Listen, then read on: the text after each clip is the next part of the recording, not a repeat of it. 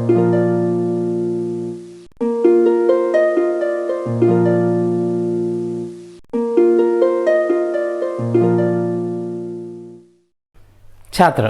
आप सबको मेरा नमस्कार। मैं रामकृष्ण हूँ। कल मैं एक पाठ पढ़ा रहा था, स्त्री शक्ति की भूमिका से उठते कई सवाल। यह बीकॉम छात्रों के लिए है। किताब का नाम है गद्य कुसुम। आज हम उसके दूसरे भाग को पढ़ेंगे।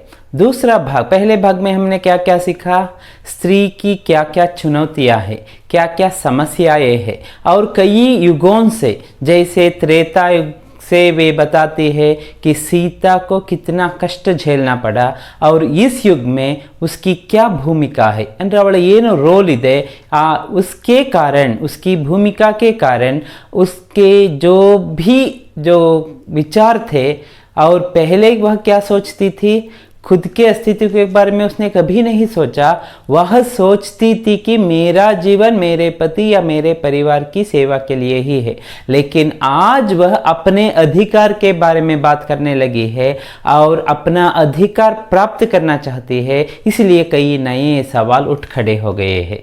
पुरुष ने आज तक स्त्री को एक देवी के रूप में ही देखा था, एक मूर्ति की तरह उसकी आराधना भी की थी, लेकिन उसके हाथ में कोई अधिकार नहीं दिया था। लेकिन आज स्त्री अपना अधिकार मांग रही है, क्योंकि उसमें अब परिवर्तन आ गया है। परिवर्तन कैसे आया? क्योंकि उसे अब शिक्षा मिली और शिक्षा के साथ साथ उसमें जागरूकता बढ़ने लगी, ಅವೇರ್ನೆಸ್ ಅನ್ನೋದು ಹೆಚ್ಚಾಯಿತು। ಯಾಕಂದರೆ ಎಜುಕೇಷನ್ ಸಿಕ್ತು, ಅದಕ್ಕೆ ನೋಡಿ ಬೇಟಿ ಪಢಾವೋ ಬೇಟಿ ಬಚಾವೋ ನೋಡಿ ಹೇಗೆಲ್ಲ ಬರುತ್ತೆ। ಕಾರಣ ಏನು ಅಂದರೆ, ಒಂದು ಹೆಣ್ಣಿಗೆ ಒಂದು ಸ್ತ್ರೀ ಅಥವಾ ಒಂದು ಶಿಕ್ಷಣ ಸಿಕ್ಕಿದ್ರೆ उससे वह अपने अधिकार को समझने लगती है और दूसरों के अधिकार की रक्षा भी वह करना जान लेती है। आज हम देखेंगे यहाँ सुधा अरोड़ा जी क्या बताती है। आगे हम देखेंगे। यहाँ राम कथा का उन्होंने उदाहरण लिया था। वे आगे बढ़ते हुए ಮುಂದೆವರೆದು ಏನು ಹೇಳ್ತಾರೆ ನೋಡೋಣ। राम कथा मौलिक रूप से स्त्रियों की केंद्रीयता का आख्यान है।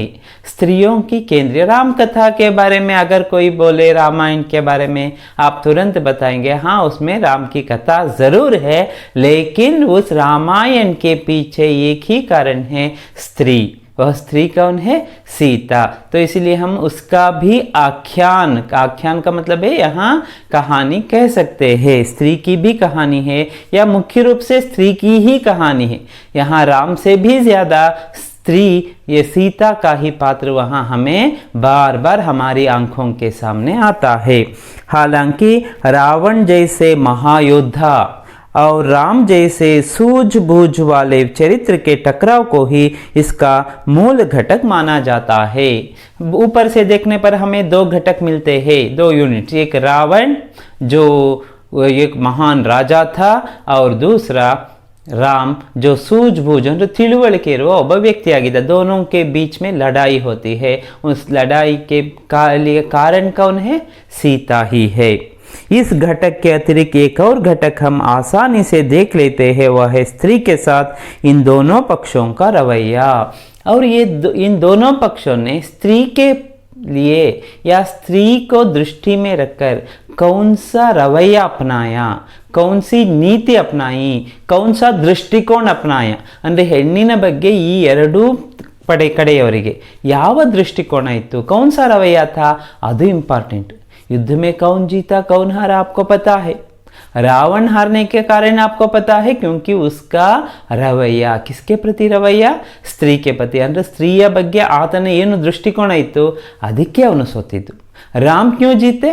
क्योंकि उनका जो दृष्टिकोण था किसके प्रति? स्त्रियों के प्रति। सिर्फ सीता के प्रति नहीं, स्त्रियों के प्रति उनका जो दृष्टिकोण था वह अच्छा था, इसीलिए राम युद्ध में विजयी हुए। जिस पक्ष में स्त्री का सम्मान है वह विजयी है। देखिए, राम ने स्त्री का सम्मान किया, इसलिए वे विजयी बन गए, और उसी को आदर्श माना जाता है। इसलिए हम राम को एक आदर्श पुरुष मानते हैं। राम कैसे आदर्श बन गए? क्योंकि उन्होंने स्त्रियों का सम्मान किया, स्त्रियों को अच्छी दृष्टि से देखा, इसलिए वे आदर्श पुरुष बन गए। स्त्रियों की मुक्ति के लिए जो भी लड़ते हैं वे आदर्श बन जाते हैं। ऐश्वर्य और ज्ञान क्षीण जाता और राम का पक्ष इन्हीं कारणों से अलग और श्रेष्ठ हो जाता है। रावण का सारा ऐश्वर्य, राम कहाँ वास करता था? लंका में, सोने की नगरी लंका में वास करता। इतना सारे ऐश्वर्य था और वह सब कुछ क्षीण हो गया, और उसमें इतना ज्ञान भी था, वह भी क्षीण हो गया, लय हो गया, नाश हो गया। क्यों नाश हुआ? उसने जो दृष्टिकोण स्त्रियों के प्रति उसने ಅಪನಾಯ था, ಅಂದರೆ ಸ್ತ್ರೀಯರ ಬಗ್ಗೆ ಎಂತಹ ದೃಷ್ಟಿಕೋನ ಇಟ್ಕೊಂಡಿದ್ದ, ಅದರಿಂದಾಗಿ ಅವನ ಭವಿಷ್ಯ ಅನ್ನೋದು ತೀರ್ಮಾನ ಆಯಿತು। वह उसका नाश, सर्वनाश हुआ, क्योंकि उसका दृष्टिकोण स्त्रियों के प्रति ठीक नहीं था। रावण एक स्त्री का अपहरण करने, उसने क्या क्या किया आपको पता है, विस्तार से बताने की जरूरत नहीं। उसने एक स्त्री सीता का अपहरण किया और जबरन उसे अपने पास रखने का अपराधी है। उसे अपने पास रखा था कई दिनों तक, और उसे विवाह कर लेना भी वह चाहता था। यह रवैया स्त्री के प्रति दिखाना अच्छा लक्षण नहीं है। इसलिए ऐसे लोगों को हमेशा युद्ध में हो या किसी भी स्थिति में हार जरूर मिलती है। लोक में किसी स्त्री के साथ यह रवैया त्याज्य है। स्त्री के साथ ऐसा रवैया, ऐसा दृष्टिकोण लोक में कहीं भी नहीं रखना चाहिए। इंತಹ ದೃಷ್ಟಿಕೋನ ಸ್ತ್ರೀಯ ವಿರುದ್ಧ ಸ್ತ್ರೀಯ ಪ್ರತಿ ಯಾರು ಇಟ್ಕೊಳ್ಳೋ ಹಾಗಿಲ್ಲ। ಇಟ್ಕೊಂಡ್ರೆ ಅವರ ನಾಶ ಅನ್ನೋದು ಖಂಡಿತವಾಗಲೂ ಕಟ್ಟಿಟ್ಟ ಬುತ್ತಿ ಅಂತ ನಾವು ಹೇಳ್ಬೋದು। चाहे महल सोने का हो और चांदी के थाल में ही कोई क्यों ना खाए, लेकिन किसी स्त्री की इच्छा के विरुद्ध उसे अपने अधिकार या दबाव में रखना एक कुत्सित और घटिया कर्म माना जाता है। वह जितना भी बड़ा अमीर हो, ಚಿನ್ನದ ಅರಮನೆಯಲ್ಲೇ ಇದ್ರೂ, ಬೆಳ್ಳಿಯ ತಟ್ಟೆನಲ್ಲಿ ಊಟ ಮಾಡಿದ್ರು, अगर स्त्री के प्रति उसका दृष्टिकोण ठीक नहीं है तो यह कुत्सित व्यवहार कहा जाएगा। कुत्सित ಅಂದ್ರೆ ಬಹಳ ನೀಚ ವ್ಯವಹಾರ ಅಂತ ಹೇಳಲಾಗುತ್ತೆ। कहीं न, क्योंकि उसकी स्त्री की इच्छा के विरुद्ध हमें कोई काम नहीं करना चाहिए। अगर स्त्री का मन नहीं है उसे छोड़ देना है, क्योंकि उसे वो बलात्कार करना या अत्याचार जो करना वह अच्छी बात नहीं है। क्योंकि यहाँ क्या हुआ रामायण में, सीता की इच्छा के विरुद्ध रावण ने सीता का अपहरण किया था, इसलिए उसकी ऐसी दुर्गति हो गई। कहीं ना कहीं लोक के अवचेतन में भी यह बात गहरे बैठी है कि इसलिए उसकी सारी सहानुभूति मर्यादा पुरुषोत्तम राम के साथ है। इसीलिए राम का समर्थन हर कोई क्यों करता है? क्योंकि उसने स्त्री का समर्थन किया। इसीलिए लोग जो स्त्री का समर्थन करते हैं उनके साथ सारा लोग, सारी दुनिया उसके पीछे है। दरअसल राम कथा को भारतीय सामाजिक संरचना और पारिवारिक संस्कृति के साथ उसकी आर्थिक संरचनाओं के बरक्स देखना बहुत ज़रूरी है। सिर्फ सामाजिक और आर्थिक ही नहीं, और संस्कृति और पारिवारिक संस्कृति के नज़र से ही नहीं, और आर्थिकता की दृष्टि से उससे हटकर भी सोचना पड़ता है।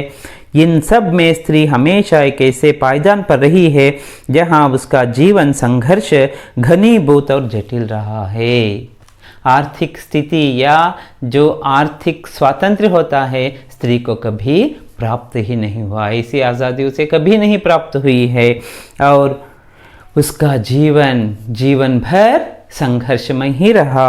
इस प्रक्रिया में उसकी आत्मा पर कितना भी बड़ा बोझ हो और कितना ही उसे जूझना पड़ा हो, पूरी तरह से पति के प्रति समर्पण ही उसका सत्य रहा है।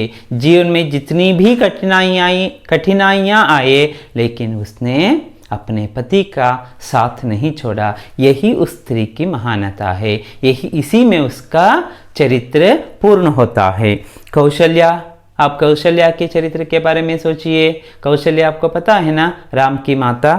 और सुमित्रा कौन है? यहाँ लक्ष्मण की माता। और सीता पता है, उर्मिला पता है, मंडोदरी रावण की पत्नी, और तारा आदि ऐसी ही सुग्रीव की पत्नी है तारा।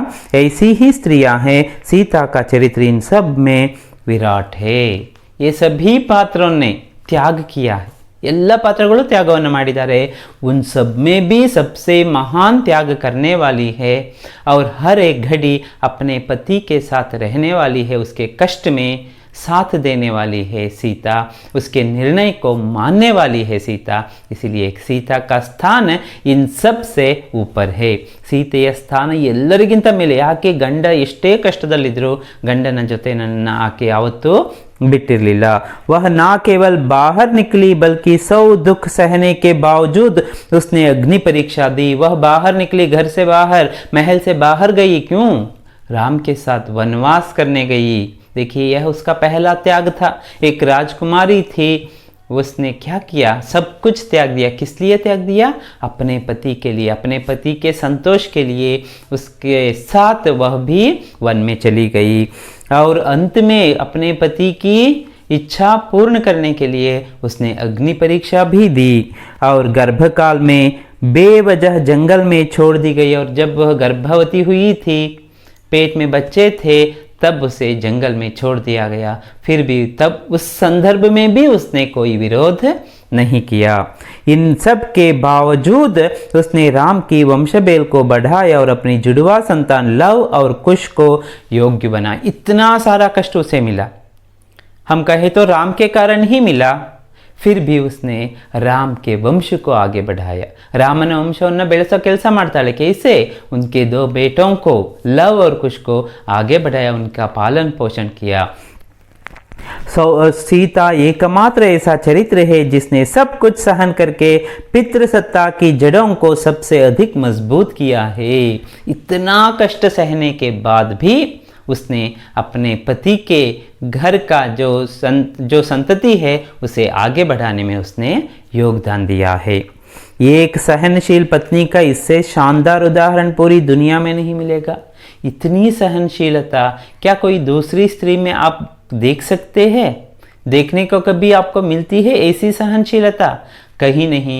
इसीलिए सीता ही एक ऐसा पात्र है जो सबके लिए आदर्श है। अगर कोई लड़की से विवाह करना चाहते हैं कोई, तो उसे किस तरह की लड़की चाहिए? सीता जैसी लड़की ही उन्हें चाहिए। और आज भारत में देखिए, आज की दुनिया के बारे में बताती है। एक सहनशील पत्नी का इससे शानदार उदाहरण और क्या हो सकता है? भारत में रोजगार और विस्थापन का शिकार निम्न वर्ग हो। भारत में ऐसी स्थिति है कि रोजगार ढूंढते ढूंढते कहीं दूर जाना पड़ता है। रोजगार ಅಂದ್ರೆ ಉದ್ಯೋಗ ಹುಡುಕಿ ಹುಡುಕಿ ಎಲ್ಲೋ ದೂರದಕ್ಕೆ ತಮ್ಮ ಊರು ಬಿಟ್ಟು ಬೇರೆ ಎಲ್ಲೋ ಹೋಗಬೇಕಾಗುತ್ತೆ। तब अपने परिवार को साथ लेकर वे नहीं जा सकते। पत्नी को घर में ही छोड़कर बच्चों के साथ अपने अकेले ही जाना पड़ता है। और ವಿಸ್ಥಾಪನ ಅಂದ್ರೆ ಒಂದರ ಕಡೆಯಿಂದ ಇನ್ನೊಂದು ಕಡೆಗೆ ಏನು पुनर्वास ಮಾಡಿರ್ತಾರೆ, ऐसे संदर्भ में भी उन्हें क्या करना पड़ता है? अपने परिवार से अलग होने की नौबत आ जाती है। भारतीयों में कई लोगों की यही हालत आज भी है। ऐसे लोगों को और देश विदेश में दौलत का अंबार खड़े करते व्यापारी लोग हो, देश विदेश में घूमते घूमते हमेशा वे घूमते रहते हैं।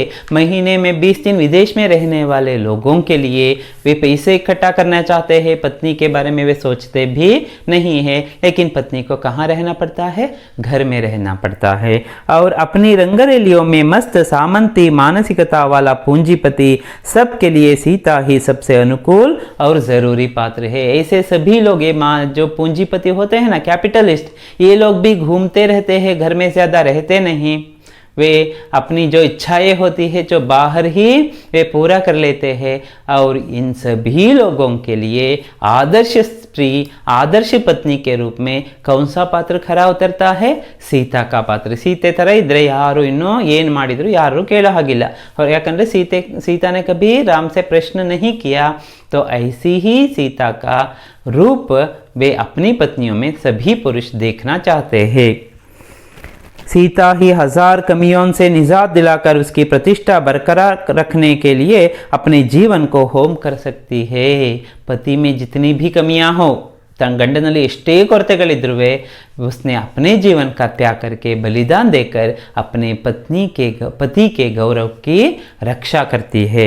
जीवन भर प्रेम के लिए यहाँ वहाँ भटकने वाले को भी राधा जैसी प्रेमिल स्त्री नहीं चाहिए।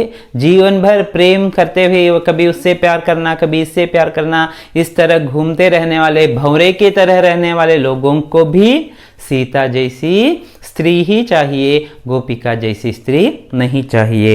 सीता इसलिए सदियों से एक चाहत और आदर्श का प्रतिरूप है, क्योंकि वह पुरुष के सभी गलत निर्णयों को बिना सवाल किए मान लेती है। क्यों स्त्री सीता के समान ही चाहिए? क्योंकि पुरुष के सभी निर्णयों को, चाहे वह गलत निर्णय भी हो, वह मान लेती है, ಒಪ್ಕೊಂಡು ಬಿಡ್ತಾಳೆ. ಗಂಡ ಏನೇ ತಪ್ಪು ನಿರ್ಣಯ ತಗೊಂಡಿರಲಿ ಅದನ್ನು ಒಪ್ಕೊಂಡು ಬಿಡ್ತಾಳೆ. ಈಗ ಕಾಡಿಗೆ ರಾಮ ಹೊರಟು ಕೂಡಲೇ ಇಲ್ಲ ನೀನು ಯಾಕೆ ಹೋಗಬೇಕು, ಹೋಗೋದು ಬೇಡ ಅಂತ ಹೇಳ್ಬೋದಿತ್ತು, ಹೇಳಲಿಲ್ಲ. ಮತ್ತೆ ನಾನು ಯಾಕೆ ಮನೆ ಬಿಟ್ಟು ಹೋಗಬೇಕು, ಯಾರೋ ಒಬ್ಬ ಧೋಬಿ ಹೇಳಿದ ಮಾತು ಕೇಳಿ ನಾನು ಯಾಕೆ ಮನೆ ಬಿಟ್ಟು ಹೋಗಬೇಕು खेलबोदितो, लेकिन उसने ऐसा प्रश्न राम से अंदर राम के हर निर्णय को उसने माना था. राम ಹೇಳಿದ ಎಲ್ಲ ನಿರ್ಣಯಗಳಿಗೂ ಇವಕ್ಕೆ ಒಪ್ಪಿದ್ಲು. इसीलिए आज के ज़माने में भी लोग क्या चाह रहे हैं, सीता जैसी पत्नी चाहते हैं. वह अपने उस अपराध के लिए सुना दी गई सज़ा को भी स्वीकार कर लेती है जिसने उसे किया ही नहीं.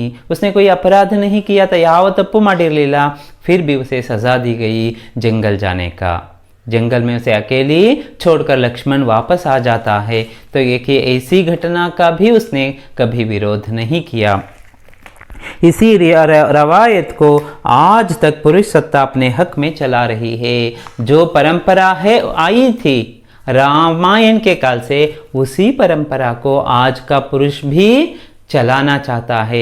अपने पत्नी को सीता की तरह रखना चाहता है, घर में अपना निर्णय चलाना चाहता है, अपना अधिकार चलाना चाहता है.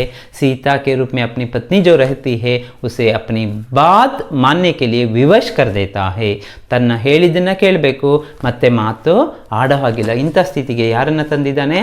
अपनी पत्नी को लाया है. सीता की त्रासदी तमाम महिमा मंडलों के बावजूद वैसी ही बनी हुई है और हमारे समाज के व्यवहार से कहीं ना कहीं रिस रिस कर बाहर आती रहती है.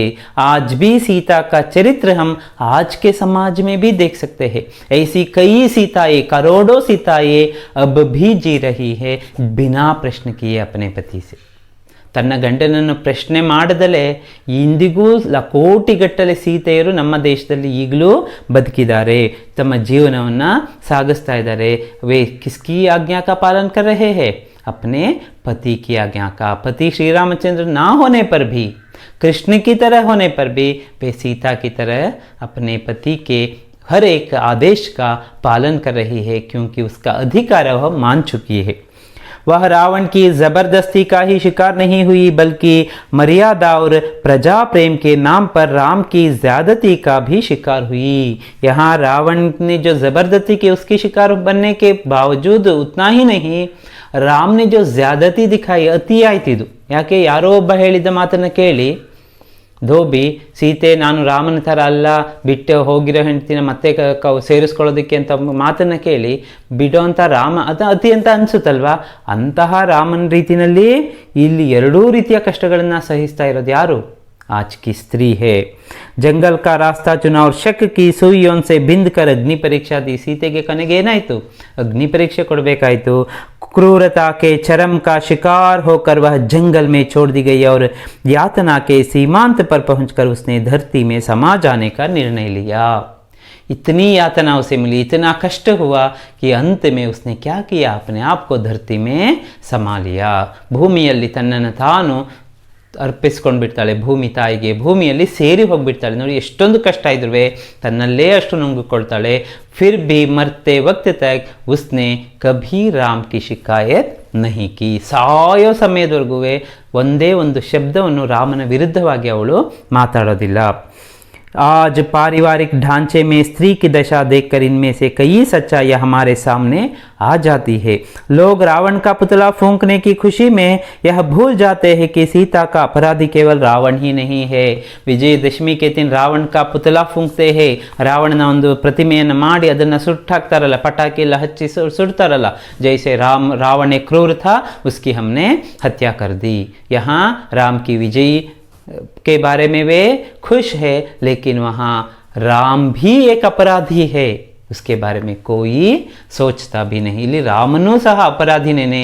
ಸೀತೆಗೆ ಕಷ್ಟ ಕೊಟ್ಟಿರೋದ್ರಲ್ಲಿ ರಾವಣ ಅಷ್ಟೇ ಅಲ್ಲ, ರಾವಣನಷ್ಟೇ ಕಷ್ಟವನ್ನು ಯಾರು ಕೊಟ್ಟಿದ್ದಾನೆ? ರಾಮನು ಕೊಟ್ಟಿದ್ದಾನೆ ಅನ್ನೋದ್ರ ಬಗ್ಗೆ ಯಾರು ಯೋಚನೆನೇ ಮಾಡೋದಿಲ್ಲ. सीता हर जगह लड़ रही है और रावण अनेक रूपों में संक्रमित हो चुका है. आज भी जो सीता है, इसका मतलब है जो स्त्री है, लड़ रही है, हर जगह लड़ रही है. वह कई रूपों में आज भी हम रावण को देख रहे हैं. रावण उस युग में नहीं, इस युग में ऐसे कई रावण भिन्न भिन्न रूपों में हमें दिख रहे हैं. जैसे प्रेमी के रूप में, प्रेमी कभी रावण का रूप धारण करके प्रेमी मिल सकता है, या पति भी रावण की तरह हो सकता है, पिता भी कभी कभी हो सकता है. क्योंकि आपने देखा है पिता ने अपनी बेटी का अत्याचार किया, आपने यह समाचार सुना होगा. और भाई भी रावण के रूप में हो सकता है. यह कहीं भी हो सकता है. समाज में भी ऐसे कई रावण भर गए हैं. सत्ता अधिकार में कई रावण ऐसे भर गए हैं. धर्म और खाप का मतलब है यहाँ ये राजस्थान ऐसे राज्यों में घर में एक न्याय जो मुखिया होता था वह न्यायाधीश के समान होता था. वह जो भी निर्णय देता उसे मानना हर एक का कर्तव्य था. घर में कोई सदस्य उसके खिलाफ बोल नहीं सकते थे. ऐसी स्थितियों में कष्ट सहने के लिए ही सीता आज भी जी रही है. जो राम का मुखौटा पहने ये सभी है, महलों से लेकर झोंपड़ों तक में. बड़े अमीर लोग ही नहीं, झोंपड़ी में भी हम ऐसे रावण को देख सकते हैं. आसन जमाए बैठे हैं, वे आज मिथक से निकलकर हमारे रोजमर्रा के जीवन में बैठ रहे हैं.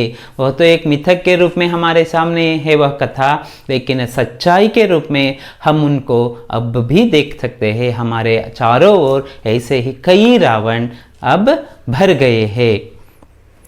जाहिर है स्त्री की भूमिका भी बदली है और स्वरूप भी. अब स्त्री की भूमिका जो है, रोल, वो बदल गई है और उसका स्वरूप भी बदल गया है. किस प्रकार पहले थी अब वैसी नहीं है, उसमें परिवर्तन आने लगा है. परिवर्तन के दो कारण क्या है, एक शिक्षा और दूसरा क्या है, उसमें जो जागरूकता, अवेयरनेस. अब सीता बेवजह अग्नि परीक्षा देने के लिए तैयार नहीं है. बेवजह, बिना वजह के, बिना कारण के अब सीता अग्नि परीक्षा नहीं देगी. इसका मतलब है आज की स्त्री बिना कारण जाने बात मानने के लिए तैयार नहीं है. ಮಾತು ಅಂದರೆ ಏನು ಕಾರಣವನ್ನೇ ತಿಳ್ಕೊಳ್ಳದೆ ಗಂಡ ಹೇಳಿದ್ದನ್ನ ಮಾತನ್ನ ಒಪ್ಪೋ ಸ್ಥಿತಿನಲ್ಲಿ ಈಗಿನ ಸ್ತ್ರೀ ಇಲ್ಲ, ಒಪ್ತಾ ಇಲ್ಲ. क्योंकि वह प्रश्न करती है. धोबी के लांಛन से वह घर छोड़ने से इनकार करती है. ಯಾರಾದರೂ ಒಬ್ರು ಇಲ್ಲ ನಿನ್ನ ಹೆಂಡತಿನ ಯಾಕೆ ಸೇರಿಸ್ಕೊಂಡೆ ಅಂತ ಹೇಳಿದ್ರು, ಗಂಡ ಬಂದು ಹೆಂಡತಿ ಮೇಲೆ ಜೋರು ಮಾಡಿದರೆ, ಅವನ ಮಾತು ಕೇಳಿ ನನ್ನನ್ನು ಹೊರಗಡೆ ಹಾಕ್ತೀಯ ಅಂತ ಹೇಳಿ ಗಂಡನ ಮೇಲೆ जोर ಮಾಡ್ಬೋದು ಅಥವಾ ಕೇಸ್ ಹಾಕ್ಬೋದು. क्योंकि वह अपना अधिकार समझने लगी है. ಈಗ ಅವಳ ಅಧಿಕಾರ ಏನು ಅನ್ನೋದು ಅವಳಿಗೆ ಗೊತ್ತಾಗಿದೆ. ಸ್ತ್ರೀ ಮುಖರ್ ಹುಯಿ ಹೇ, अब स्त्री बोलने लगी है. ನೋಡಿ, ಮಾತಾಡಬೇಕು. ನಮಗೆ ಸಮಸ್ಯೆಗಳು ಬಂದಿದೆ ಅಂದಾಗ ನಾವು ಮಾತಾಡಬೇಕು. ಸೈಲೆಂಟ್ ಆಗಿತ್ತು ಒಂದಷ್ಟು ಸಮಸ್ಯೆಗಳು ನಮ್ಮನ್ನು ಆವರಿಸ್ತಾ ಹೋಗುತ್ತೆ. जब हम बोलने लगेंगे तब हमारे अधिकार चलाने का जो हमें अधिकार चलाने की शक्ति आ जाएगी. उसकी शक्ति ज़्यादा धारदार हुई है तो उसके संघर्ष भी गहन और लंबे होंगे. जैसे संघर्ष करना पड़ता है, एक ही या 2 दिन में, 1 या 2 साल में उसकी स्थिति नहीं सुधरेगी, लेकिन संघर्ष लगातार करते करते एक दिन वह अपना पूरा अधिकार प्राप्त कर लेगी. स्त्री सदियों से संघर्षरत है. स्त्री के लिए संघर्ष करना एक नई बात नहीं है. कई सदियों से, कई युगों से वह संघर्ष ही करती आ रही है. ಎಲ್ಲ ಯುಗಗಳಿಂದಲೂ ಅವಳು ಸಂಘರ್ಷವನ್ನೇ ಮಾಡ್ಕೊಂಡು ಬಂದಿರೋದು. सीता रावण से संघर्ष करती थी और द्रौपदी को किससे संघर्ष करना पड़ा, दुर्योधन और दुशासन से. आज भी उसका संघर्ष थमा नहीं, कम हुआ है क्या, आज भी संघर्ष. क्योंकि आज के समाज में भी हम रावण को देख सकते हैं, दुर्योधन को देख सकते हैं, दुशासन के ऐसे कई रूपों को हम आज भी देख सकते हैं. वह संघर्ष कर रही है पुरुषों के मोर्चे पर पुरुषों के साथ और अपने मोर्चे पर मौरुषवादी स्त्रियों के साथ. अब स्त्री के लिए 2 तरह का संघर्ष है. एक पुरुष के साथ भी लड़ना पड़ रहा है, जो पुरुषवादी स्त्री होते हैं ना, जो अपना अधिकार स्त्री पर चलाना चाहते हैं ना, उनसे भी लड़ना पड़ रहा है। ನೋಡಿ ಇಲ್ಲಿ ಸ್ತ್ರೀಯರು, ಪುರುಷವಾದಿ ಸ್ತ್ರೀಯರು ಇರ್ತಾರಲ್ಲ, ಅವರ ಕೆಲವು ಇವರು ಹೋರಾಟ ಮಾಡಬೇಕಾಗಿದೆ, ಪುರುಷರ ಕೆಲವು ಹೋರಾಟ ಮಾಡಲೇಬೇಕಾಗಿದೆ। यहाँ दोहरा संघर्ष उसके सामने है।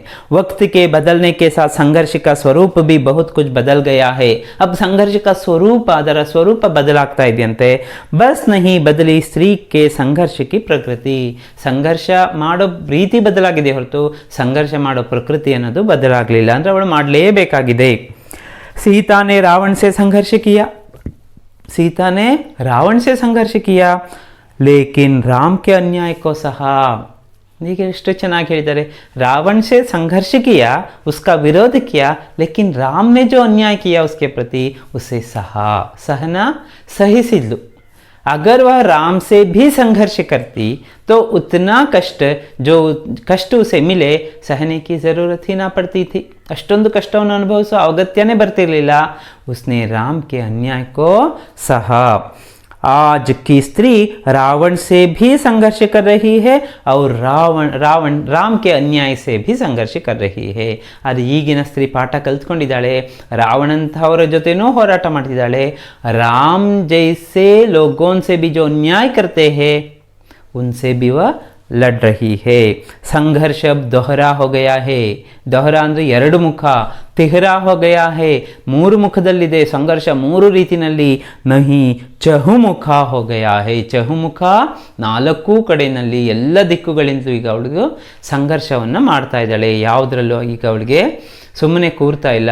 हर एक क्षेत्र में संघर्ष कर रही है और लंबा भी है। संघर्ष कभी जल्दी खत्म होने वाला संघर्ष नहीं है, ಈಗಲೇ ಮುಗ್ದೇ ಹೋಗುತ್ತೆ ಅಂತ ಇಲ್ಲ। यह बहुत जल्दी समाप्त होने वाला भी नहीं है। ಓ ಸ್ತ್ರೀಯ ಸಂಘರ್ಷ, ಹೋರಾಟ ಮುಗ್ದೋಗ್ಬಿಡುತ್ತೆ, ಇನ್ನೇನು ವರ್ಷ 2 ವರ್ಷದಲ್ಲೆಲ್ಲ ಸರಿಯಾಗುತ್ತೆ ಅಂತಹ ಹೋಪ್ಸ್ ಏನೂ ಇಲ್ಲ। यह चल रहा है, आगे भी चलेगा। सकारात्मक ऊर्जा, शक्ति, प्रकृतिगत लचीलेपन और दूरदर्शिता से स्त्री स्थितियों को बदल पाने में सक्षम रहेंगी। उसमें जो शक्ति है, जो विशेषता है, उसके कारण वह इन जो परिस्थितियां अब है उसे बदलने की शक्ति उसमें है। ज़रूर एक ना एक दिन वह क्या करेगी, क्या करने वाली है, क्या करने में सक्षम होगी, इन सभी परिस्थितियों को बदलने में वह अपने आप को काबिल समझेगी और बदल कर दिखाएगी समाज में।